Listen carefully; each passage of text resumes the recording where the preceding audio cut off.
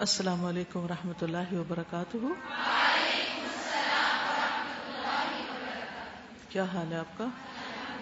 الحمد للہ، نحمده ونصلی علی رسولہ الکریم، اما بعد فاعوذ باللہ من الشیطان الرجیم، بسم اللہ الرحمن الرحیم، رب اشرح لی صدری ویسر لی امری واحلل عقدۃ من لسانی یفقہوا قولی۔ درود شریف پڑھیے۔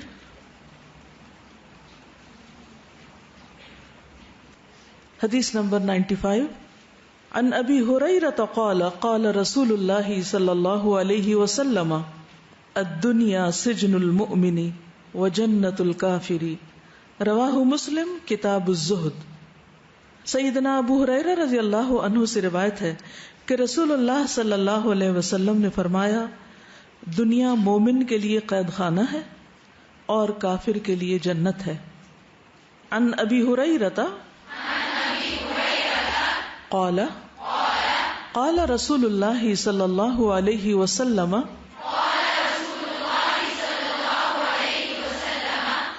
الدنیا سجن المؤمن وجنۃ الکافر، رواہ مسلم کتاب الزہد۔ الدنیا، دنیا جس میں ہم سب رہ رہے ہیں، سجن المؤمن، مومن کے لیے قید خانہ ہے یا مومن کا قید خانہ ہے۔ مومن کے لیے دنیا ایسے ہی ہے جیسے وہ جیل میں رہ رہا ہو، سجن میں رہ رہا ہو۔ وجنۃ الکافر، اور کافر کے لیے جنت۔ جیل خانہ کیسا ہوتا ہے؟ اس میں کیا کر سکتے اور کیا نہیں کر سکتے؟ جیل خانے میں اپنی کوئی آزادی نہیں ہوتی، اپنی مرضی کی زندگی نہیں ہوتی۔ سب سے بڑی پہچان جیل خانے کی یہ ہوتی ہے، ہر کام ایک لگے بندھے ضابطے، اصول اور قاعدے کے ساتھ کرنا ہوتا ہے، اور جو عملہ مقرر ہوتا ہے اس کی مرضی کے مطابق چلنا ہوتا ہے۔ اپنی مرضی نہیں کر سکتے، اپنی مرضی سے وہاں سے نکل بھی نہیں سکتے، اپنی مرضی کا کھانا بھی نہیں ملتا، خواہشات کی پیروی نہیں کر سکتے، ہر ناپسندیدہ کام کرنا پڑتا ہے۔ اس کے برعکس جیل خانے سے باہر انسان کے پاس آزادی ہوتی ہے، وہ جو چاہتا ہے کرتا ہے، جو جی چاہتا ہے کھاتا ہے، جو جی چاہتا ہے بولتا ہے، جو جی چاہتا ہے کرتا ہے۔ اسے اس بات کی فکر نہیں ہوتی کہ مجھے کس کس چیز کا خیال رکھنا ہے۔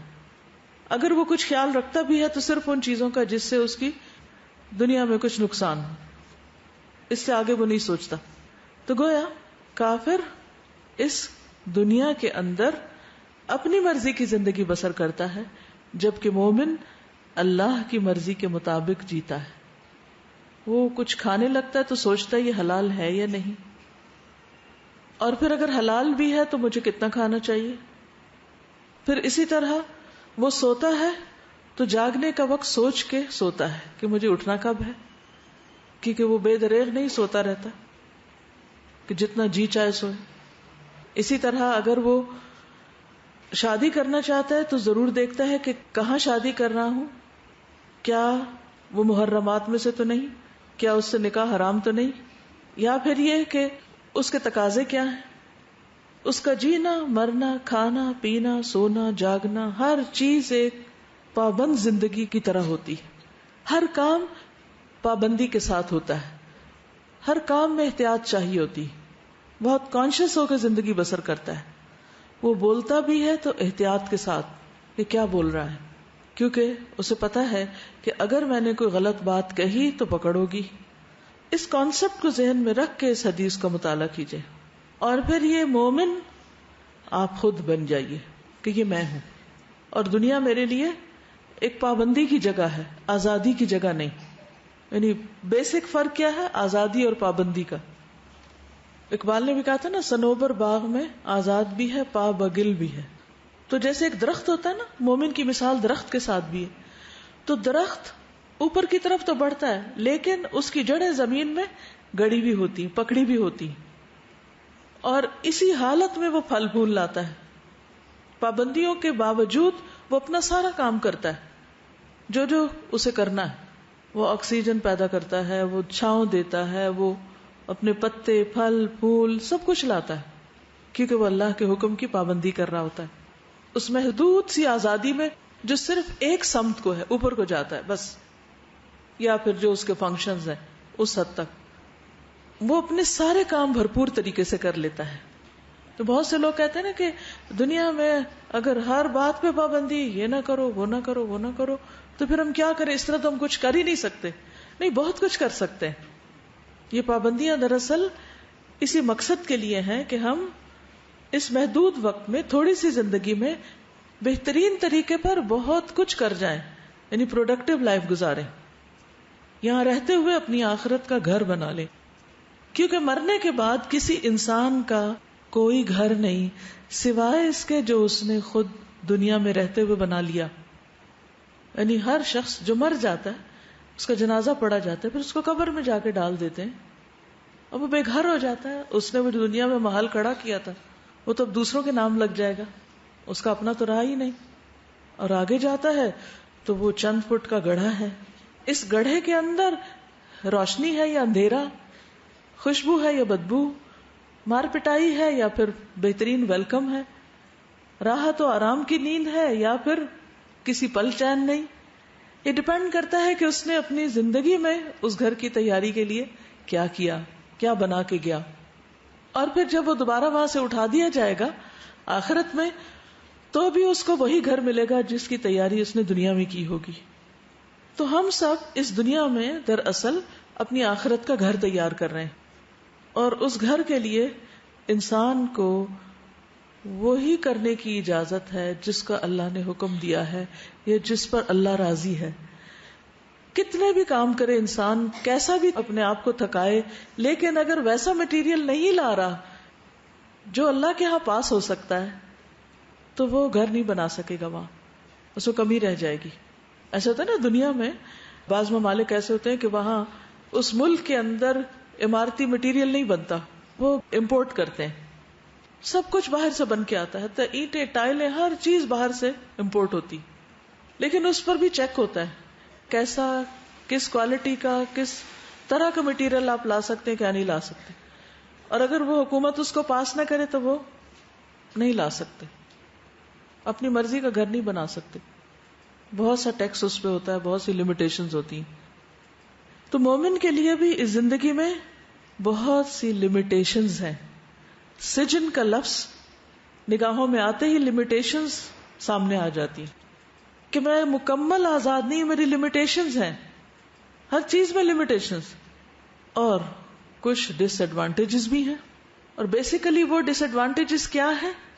انسان کی خواہشات کی تکمیل کے راستے وہ بہت سے بند کیے گئے ہیں یہاں کہ اس راستے پہ نہیں جا سکتے، نو انٹری. ہاں کتنا بھی دل چاہتا ہو تو وہ سارے پھر مکارہ، ناپسندیدہ چیزیں ہو جاتی ہیں. اچھا یہاں بھی نہیں جا سکتے، ادھر بھی راستہ بند ہے، ادھر بھی بند ہے. ہاں اتنی جگہ کھلی ہے، اسی میں کرو جو کرنا ہے. پھر آپ دیکھیے کہ جو لوگ جنت سمجھ کے دنیا میں رہ رہے ہیں اور دنیا میں جنتیں بنانے پہ تلے ہوئے ہیں، چاہے گھر کا معاملہ ہو یا لباس کا ہو یا کھانے کا ہو، ہر چیز میں صرف دنیاوی اعتبار سے اعلیٰ ترین مقام پر پہنچنے کے شوق میں ہے. اگر آپ دیکھیں تو دنیا کی لمیٹیشنز ایسی ہیں کہ جب وہ سب کچھ بنا بھی چکتے ہیں تو بعض اوقات رہنا نصیب نہیں ہوتا، بعض اوقات رہتے ہیں تو بوریت کا مسئلہ حاوی ہو جاتا ہے، اکتاہٹ آ جاتی، تو انجوائے نہیں کر پاتے. مومن چونکہ جیتا ہی آخرت میں، اس لیے دنیا کی کوئی بھی راحت کی چیز اس کے سامنے آتی تو فوراً اس کو آخرت کی یاد آ جاتی.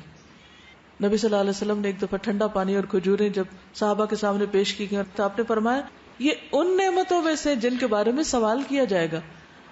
لَتُسْأَلُنَّ يَوْمَئِذٍ عَنِ النَّعِيمِ، کہ ان نعمتوں کو پا کر، ان کو کھا کر پھر کیا کیا، پھر اللہ کی اطاعت کتنی کی، اس کی وفاداری کتنی کی، کام کتنا کیا، محنت کتنی کی، اور اس کے کام کا حق کتنا ادا کیا.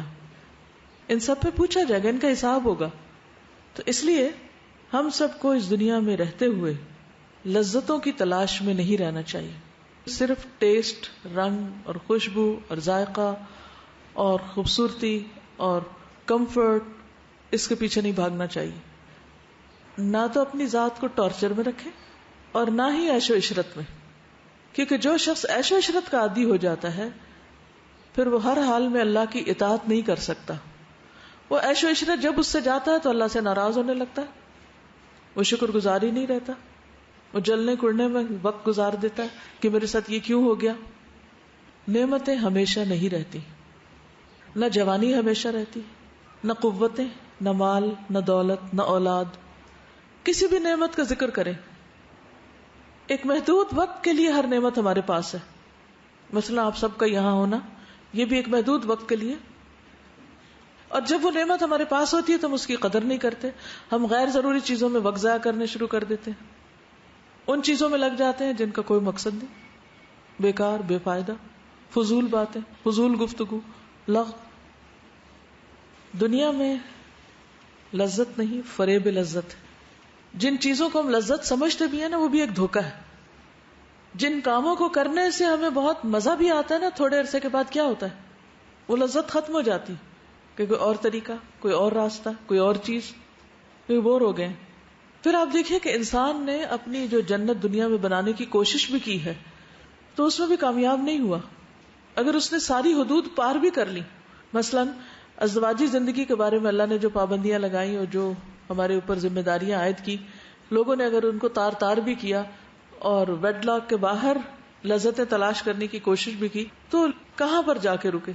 حیوانوں سے بھی گئی گزری حرکتیں، گری ہوئی حرکتیں کرنے لگے. اور پھر اس کے نتیجے میں کتنے مسائل پیدا ہوئے، صحت کے مسائل، ذہنی مسائل، پریشانیاں، ڈپریشن، خوف، بے سکونی. دنیا میں ہی اس وقتی لذت جس کے پیچھے وہ بھاگ رہے تھے اس کا نتیجہ انہوں نے دیکھ لیا.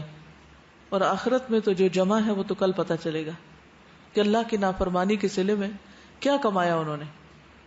تو کسی بھی معاملے میں آج ہم دیکھتے ہیں کہ انسان سمجھتا اس نے بہت ترقی کر لی اور ایک جنت میں رہ رہا ہے. مثلا ٹرانسپورٹ کی آسانی کے لیے اس نے طرح طرح کی گاڑیاں بنا لی. سڑکوں پہ نکل کے دیکھیں وہ کیسی جنت ہے.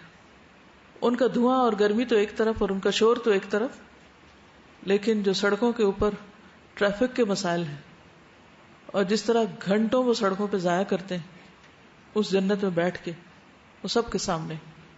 یعنی شور پولوشن کو ایک طرف چھوڑیے، رش اور بھیڑ، آپ بڑی سے بڑی گاڑی لے کے نکل جائیں لیکن اس سے کیسے بچیں گے؟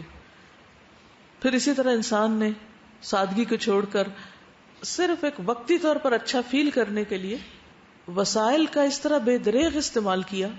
مثلا ایک چھوٹی سی چیز تیار کرنے کے بعد اس کی جو پیکنگ اور ریپنگ ہوتی، اس پر جتنا کچھ خرچ کر دیا اور جتنے وسائل ضائع کر دیے اور جتنے درخت کاٹ دیے، تو آپ دیکھیے کہ ہوتا کیا ہے. مثلا آپ خوبصورت سے خوبصورت پیکنگ میں کوئی چیز لاتے ہیں، صرف اس کو ان پیک کرنے میں جو وقت ضائع ہوتا ہے اور جو اس کا پھر حشر ہوتا ہے اس کے بعد، کہ قیمتی سے قیمتی چیز آپ کس طرح بن میں پھینک رہے ہوتے ہیں اور پھر کوڑے کے ڈھیر جمع ہو جاتے ہیں.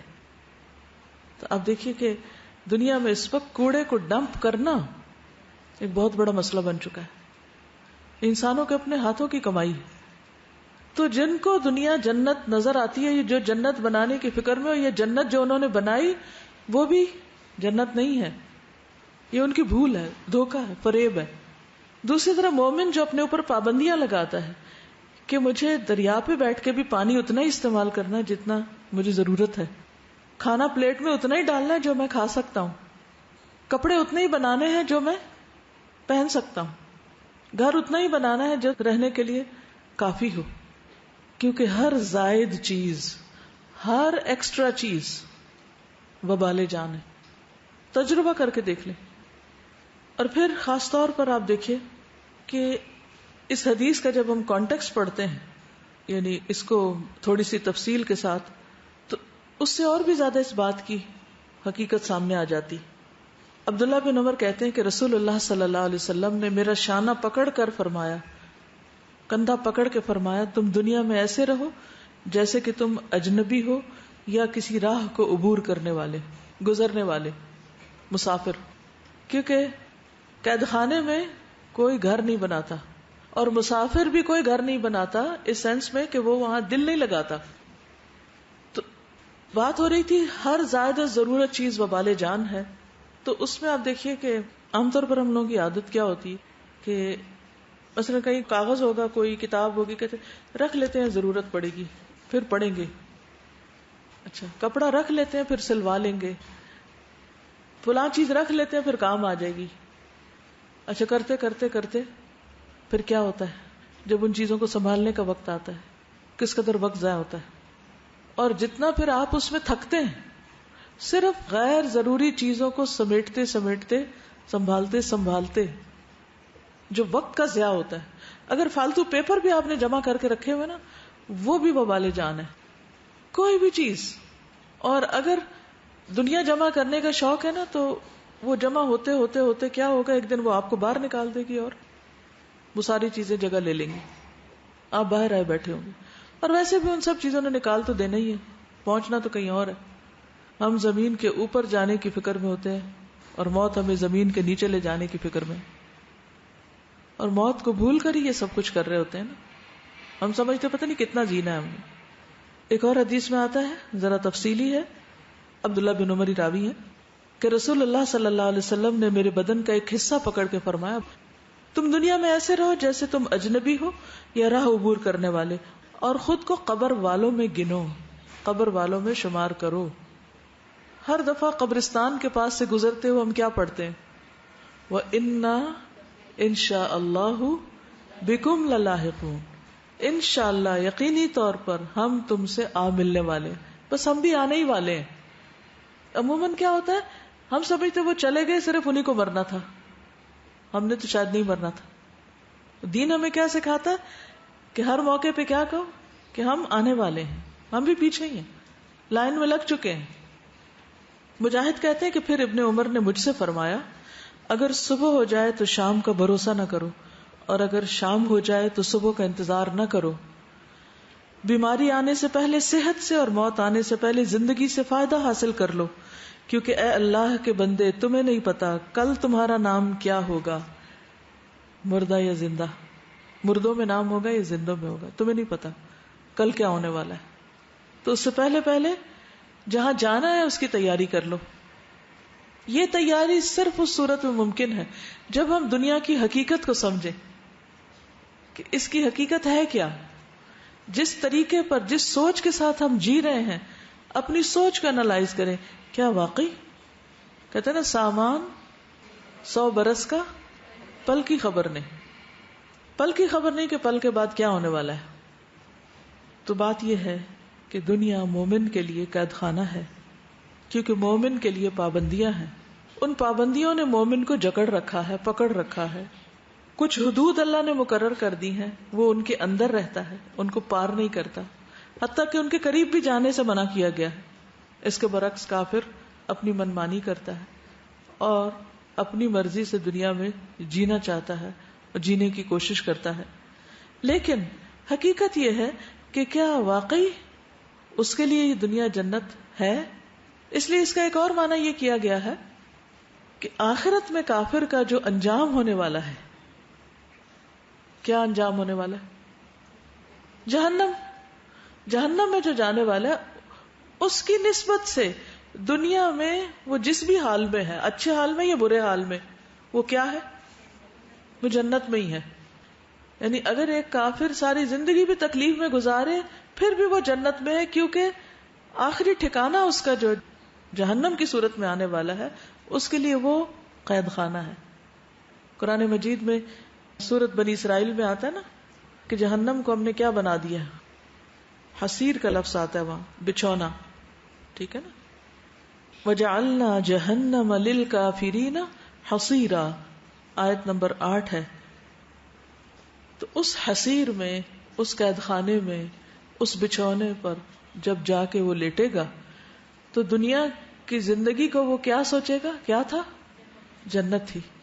اس کے برعکس مومن اگر دنیا میں خوشحال بھی ہو یا تکلیف میں بھی ہو، کسی بھی حال میں ہو، تو دنیا کی بڑی سے بڑی نعمت بھی آخرت کے مقابلے میں کچھ بھی نہیں ہے، کیونکہ اس کی حقیقت کچھ نہیں. ایک تو احکامات کی وجہ سے پابندی میں ہے، دوسرا یہ ہے کہ مومن جو کچھ اللہ کی رضا کے لیے، اللہ کی خوشنودی کے لیے، اللہ کی پسند کے لیے کام کرتا ہے، وہ اتنے بہترین ہوتے ہیں کہ اس کی جزا دنیا میں مل ہی نہیں سکتی اس کو.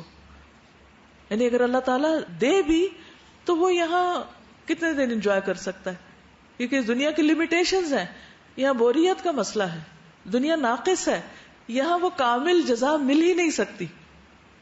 تو ان لمیٹیشنز کی وجہ سے تھوڑی سی جزا ملے گی, جبکہ مومن اس سے زیادہ اس کو ملنا چاہیے.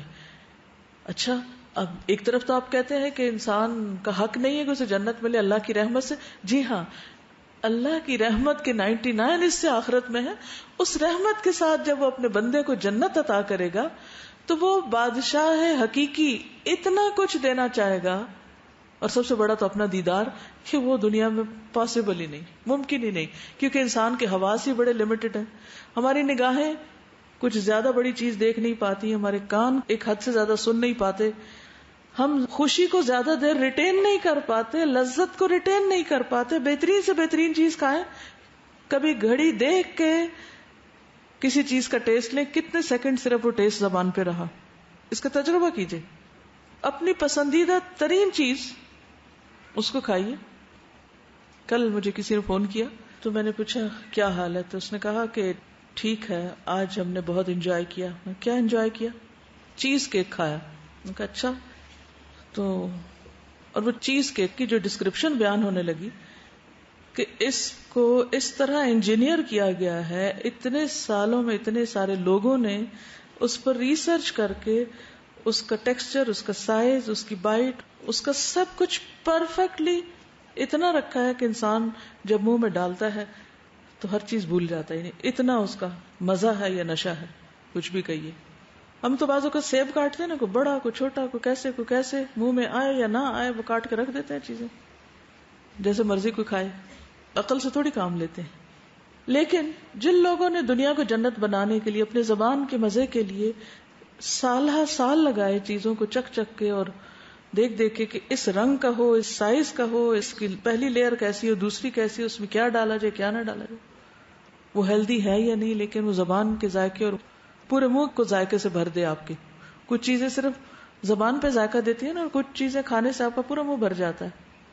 تو میں سوچنے لگی کہ اتنی محنت کے باوجود بھی اور اتنی قیمت کے باوجود, کیونکہ اٹس کوائٹ ایکسپینسو, آپ جب اس کو منہ میں رکھ لیتے ہیں تو پھر گھڑی سیکنڈز گننا شروع کریں کہ اس کے کھانے میں کتنی دیر لگی اور اس ذائقے کے منہ میں رہنے میں کتنی دیر لگی, اور اس کے بعد اس کا انجام کیا ہوا. یہ ہے دنیا, یہ ہے لمیٹیشنز. تو اگر یہاں سب کچھ مل بھی جائے تو بھی جنت جب انسان کو ملے گی تو پیچھے پلٹ کے دنیا کے بارے میں سوچے گا تو کہے گا اوہ وہ تو قید خانہ تھی, اس کی تو ہر چیز لمیٹڈ تھی, اس کا زیادہ بھی تھوڑا اور اس کا تھوڑا تو بہت ہی تھوڑا, اس کا تو زیادہ بھی تھوڑا ہے اور جس کے پاس تھوڑا ہے وہ بھی تھوڑا ہے, کیونکہ اس کے مقابلے میں جنت کی وسعتیں ارضها السماوات والارض, انلمیٹڈ. صرف ایک درخت کے سوار چلتا جائے, سوار پیدل نہیں, اور 500 میل تک چلتا جائے اور وہ سایہ ختم نہ ہو, تو پھر obviously انسان کا اپنا بھی سائز اور اس کے انجوائے کرنے کی صلاحیتیں اور وہ سارا فاصلہ طے کرنے کی قوتیں وہی تو کئی گنا بڑھ چکی ہوں گی نا. اصل جنت تو وہ ہے.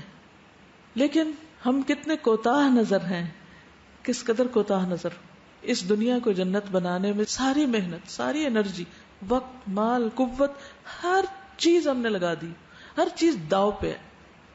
اور جتنا جتنا اس کو بڑھاتے جاتے اتنی زیادہ وہ ہمیں پھر آخرت بلاتی جاتی.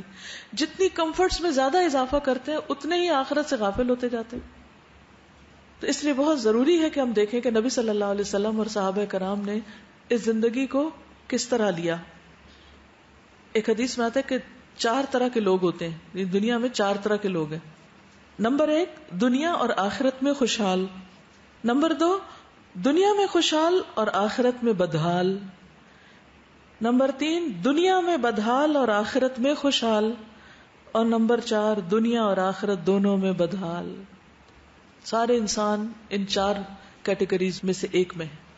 ایک اور حدیث میں آتا ہے, مسند احمد کی ہے, رسول اللہ صلی اللہ علیہ وسلم نے فرمایا دنیا 4 قسم کے لوگوں کی ہے. ایک وہ آدمی جسے اللہ نے مال اور علم سے نوازا ہو، مال بھی ہے علم بھی ہے، وہ اس بارے میں اپنے رب سے ڈرتا ہو، کیونکہ انما یخشی اللہ من عبادہ العلماء، اصل علم ہی وہ ہے جو اللہ کا ڈر دل میں پیدا کر دے، تو وہ اللہ سے ڈرتا ہو، یعنی مال اور علم اسے متکبر نہیں بناتا، اور زیادہ ہمبل اور عاجز مزاج بناتا ہے۔ صلہ رحمی کرتا ہو، یعنی اپنا مال رشتہ داروں کو بھی دیتا ہو، اور اس میں اللہ کا حق پہچانتا ہو، اس کا درجہ سب سے اونچا ہے، سب سے اونچا۔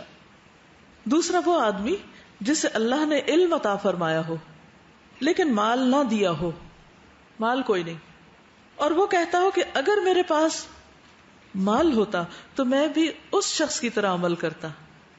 کس شخص کی طرح؟ جس کے پاس علم ہے اور مال ہے، تو وہ دیکھتا ہے کہ وہ کہاں کہاں خرچ کرتا ہے، تو وہ سوچتا ہے کہ اچھا اگر میرے پاس ہوتا تو میں بھی ان نیکی کے کاموں میں خرچ کرتا، اور وہ اپنی اس نیت میں سچا ہے نا، تو اللہ تعالیٰ اس کے ساتھ کیا معاملہ کریں گے؟ آپ نے فرمایا یہ دونوں اجر و ثواب میں برابر ہیں۔ اس لیے جن کے پاس مال نہیں ان کو فکر کی ضرورت نہیں، صرف اپنے تزکیے کی فکر کرنی چاہیے کہ وہ مال کی کمی کی وجہ سے صرف احساس کمتری کا شکار ہیں، یا رونے دھونے میں وقت ضائع کر رہے ہیں، یا اپنے وقت کا صحیح استعمال کر رہے ہیں۔ اور جب کبھی مال والا کوئی نیکی کرتا ہوا نظر آتا ہے تو یہ سوچ لیتے ہیں اگر میرے پاس ہوتا تو میں بھی یہ کرتا۔ مثلا کوئی حج پہ جا رہا ہو تو آپ سوچتے ہیں اگر میرے پاس استطاعت ہوتی تو میں بھی ضرور جاتا۔ کوئی یتیم خانہ چلا رہا ہو، کوئی اور اچھے کام کر رہا ہو، نیکی کے، خیر و بھلائی کے، خاندان کے اندر کوئی دوسروں کو لک آفٹر کر رہا ہو، اور آپ کے آنسو آ جائیں کہ میں کیوں نہیں کر پاتا یہ نیکی، اگر واقعی سچے ہیں نا آپ کے آنسو، تو اللہ تعالیٰ آپ کو مال کے نہ ہونے کے باوجود اجر میں اس کے برابر کر دیں گے جس کے پاس مال ہے اور وہ مال سے نیکی کما رہا ہے۔ لیکن عموماً ہماری سوچ ایسی نہیں ہوتی۔ ہم کمیٹیاں کیوں ڈالتے ہیں، ہم پیسے کیوں جمع کرتے ہیں؟ نیکی کے کام کرنے کے لیے، کہ میں ذرا اپنا کچھ پیسہ بچا کے رکھوں تاکہ میں اس سے فلاں اور فلاں نیکی کا کام کر لوں، ایسا کرتے ہیں۔ ہم میں سے اکثریت، یعنی ہو سکتا ہے سوچ میں تو بڑا خوش ہو رہے ہوں، اچھا چلو ہم بھی سوچتے ہیں کہ مال نہیں تو ہم کوئی نیک کام سوچ لیتے ہیں، لیکن پریکٹیکلی عملی طور پر ہوتا کیا ہے کہ جب ہمارے پاس مال آتا ہے تو ہماری پہلی سوچ کیا ہوتی ہے؟ اچھا اس سے کیا لے لیں، کیا کریں، یہ کیا کریں گے۔ سچائی کے ساتھ ہم اپنا جائزہ لیں، کیا کریں گے، کیا لیں گے۔ دنیا کی فکر زیادہ ہوتی ہے، اور اس میں بھی عموماً دیکھا گیا کہ ضرورت کی جگہ پہ لوگ خرچ نہیں کرتے، ضرورت کے لیے پھر دوسروں کے آگے ہاتھ پھیلاتے ہیں، اس کو کہاں خرچ کر دیتے؟ عیش و عشرت کے کاموں میں۔ ہمارا بھی تو دل ہے نا، آخر یہ لوگ اتنی عیاشیاں کر رہے ہیں تو کبھی ہمیں بھی ایسا کھانا کھا لینا چاہیے، اور ہمیں بھی ایسے کپڑے پہننے کا حق ہے، اور ہمیں بھی ایسا گھر بنانے کا حق ہے۔ تو جب ہم مال کی خواہش اس لیے رکھیں کہ دنیا والوں کا مقابلہ کر سکیں تو پھر اس کیٹیگری میں نہیں ہیں آپ۔ تیسرا وہ آدمی جسے اللہ نے مال سے تو نوازا ہو لیکن علم نہ دیا ہو، سوچ سمجھ کوئی نہیں، وہ بدحواسی میں اسے ناحق مقام پہ خرچ کرتا رہے، جہاں نہیں خرچ کرنا چاہیے وہاں خرچ کرے، پتہ ہی نہیں کہاں خرچ کرنا چاہیے۔ ہم نے باقاعدہ اس میں سیکھا ہی کب کہ مال کہاں خرچ کرنا زیادہ فائدہ مند ہے۔ اسی لیے اکثر لوگ دوسروں سے پوچھتے رہتے ہیں کچھ پیسے ہیں میں ان کا کیا کروں، کہاں دوں، پتہ نہیں کیا کروں، پتہ ہونا چاہیے نا۔ اس دن مسکین والی بات تھی نا، کسی نے سوال کیا تھا کہ اگر کوئی مسکین ہی نہ ہو آس پاس تو یہ کیسے ہو سکتا ہے کہ کوئی مسکین آس پاس نہ ہو؟ ہماری آنکھیں نہیں دیکھتی، ہمیں نظر نہیں آتا، ہمیں دلچسپی نہیں ہے کہ یہ آگے جھانک کے تو دیکھے دوسرے کا حال کیا، تو پھر پوچھنا پڑتا ہے، پھر پوچھتے ہی رہتے ہیں، اور پھر بات آئی گئی ہو جاتی۔ تو وہ آدمی جسے اللہ نے علم نہیں دیا اور وہ بدحواسی میں اسے ناحق مقام پہ خرچ کرتا رہے، نہ اپنے رب سے ڈرے، نہ صلہ رحمی کرے، نہ اللہ کا حق پہچانے، اس کا درجہ سب سے بدترین ہے، سب سے بدترین۔ عموماً آپ بتائیے کہ لوگوں کے پاس جب مال زیادہ آتا ہے تو وہ کہاں نظر آتا ہے؟ کسی بھی شادی بیاہ میں شرکت کر کے دیکھیں، غریب سے غریب انسان کی شادی میں وہاں مال کا مظاہرہ نظر آئے گا، آپ کو مال کی نمائش نظر آئے گی، اور اس میں آپ دیکھیے کہ بہت سی چیزیں جو کی جاتی ہیں ان کا کوئی دور پار بھی تعلق نہیں ہوتا نبی صلی اللہ علیہ وسلم کی سنت سے یا آپ کے طریقہ زندگی سے، کہیں بھی شائبہ بھی نہیں۔ ہم اجتماعی طور پر اس کرائم میں شامل ہو چکے ہیں کہ شادیوں کے موقع پر اسراف کا شکار ہیں، اور یہ جرم ہے. اللہ مسرفین سے محبت نہیں کرتا. تھوڑا تھوڑا تھوڑا تھوڑا کرتے ہوئے ہم صرف دل کی خوشی کے لیے ان چیزوں کو اتنا بڑھا جاتے ہیں کہ اس میں ویسٹیج بہت زیادہ. ٹھیک ہے، کھانا آپ مہمانوں کو کھلا رہے ہیں، لیکن شادیوں پر جتنا کھانا ویسٹ ہوتا ہے وہ کسی اور موقع پہ نہیں ہوتا. جو کپڑے بنائے جاتے ہیں وہ کتنی دفعہ پہنے جاتے ہیں، اور باقی بھی جو کچھ کیا جاتا ہے سب کو معلوم ہے. حتیٰ کہ جو میک اپ کیا جاتا ہے وہ کتنی دیر بعد دھو دیا جاتا ہے، پانی میں بہہ جاتا ہے. تو وہ مال ہی بہ رہا ہوتا ہے نا. اور کبھی انسان سوچے وہ آیا کہاں سے، کمایا کیسے اس کو. بعض اوقات مرد حضرات فیملی سے دور سال ہر سال گھر سے باہر رہتے ہیں، جس میں پیچھے بچے بگڑ جاتے ہیں، بیویاں بگڑ جاتی ہیں، اور وہ کیا کر رہے ہیں؟ صرف مال جمع کر رہے ہیں، اور آ کے انہوں نے خرچ کہاں کرنا ہے؟ ایک دھوم دھام کی شادی میں. کیا واقعی یہی مقصد ہے کہ وہ مال کے معاملے میں نہ اپنے رب سے ڈرے، نہ صلہ رحمی کرے، اور نہ اللہ کا حق پہچانے؟ اس کا درجہ سب سے بدترین. بعضوں کا زکوٰۃ تک نہیں دیتے، خیرات نہیں دیتے، غریب رشتہ داروں کو نہیں شادی پہ بلاتے. اور پھر چوتھا وہ آدمی جس سے اللہ نے نہ مال دیا نہ علم، کچھ بھی نہیں، اور وہ یہ کہتا ہے کہ اگر میرے پاس بھی اس شخص کی طرح مال ہوتا تو میں بھی اسے اس شخص کی طرح کے کاموں میں خرچ کرتا، اگر میرے پاس بھی ہوتا. یہ دونوں گناہ میں برابر ہیں. یہ بعض لوگ ہوتے غریب ہیں اور ان کے پاس نہیں ہوتا، افورڈ ہی نہیں کر سکتے، لیکن خواہشات اور حسرتیں کیا ہوتی ہیں کہ اگر مال آ جائے تو کیا کریں گے؟ ہم بھی فلاں کی طرح شادی کریں گے، فلاں کی طرح گھر بنائیں گے، فلاں کی طرح کے کپڑے پہنیں گے، فلاں کی طرح کے باقی ایکسیسریز رکھیں گے. تو اس سے کیا پتا چلتا ہے؟ کیا سیکھا؟ یعنی جو لوگ برے کام کر رہے ہیں ان کو دیکھ کر انسان کہے کہ وہ بھی تو کر رہا ہے، میں بھی کر لوں، تو اس سے چھوٹ نہیں مل جائے گی. اس سے سزا سے انسان نہیں بچ سکتا کہ چونکہ تو نے دوسرے کو دیکھ کے برا کیا اس لیے تمہاری سزا بھی وہ بھگتے گا. ایسا نہیں ہوگا، وہ اسی کے برابر ہو جائے گا چاہے اس نے کیا یا نہیں بھی کیا. پہلی چیز تو یہ ہے کہ علم کا ہونا بہت ضروری ہے، کیونکہ علم کے بغیر پھر انسان نیکی کی خواہش بھی نہیں کر سکتا. اور دوسری چیز یہ کہ اچھی نیت رکھنا، اور اچھے کام کرنے والوں کی طرح کے کام کرنے کی نیت ضرور رکھنی چاہیے، چاہے انسان کے پاس مال نہ بھی ہو. استاذہ، پازیٹیو سوچ اور اپروچ کی اہمیت پتہ چل رہی ہے نا یہاں پہ، کہ انسان کے پاس بے شک کوئی مال نہ ہو اور آسائشیں بھی نہ ہو، لیکن نیت اور سوچ درست ہو تو اس کا اجر بھی اتنا ہی ہوگا جتنا ایک کرنے والے کے پاس ہے. ہمارا تو بہت سا وقت حسرتوں کی نظر ہو جاتا ہے کہ کیوں نہیں ہے، اور اسی پر روتے رہتے ہیں کہ کیوں نہیں ہے ہمارے پاس. اور پھر کیا سوچتے ہیں کہ ہو تو اللہ کی فرما برداری کرے.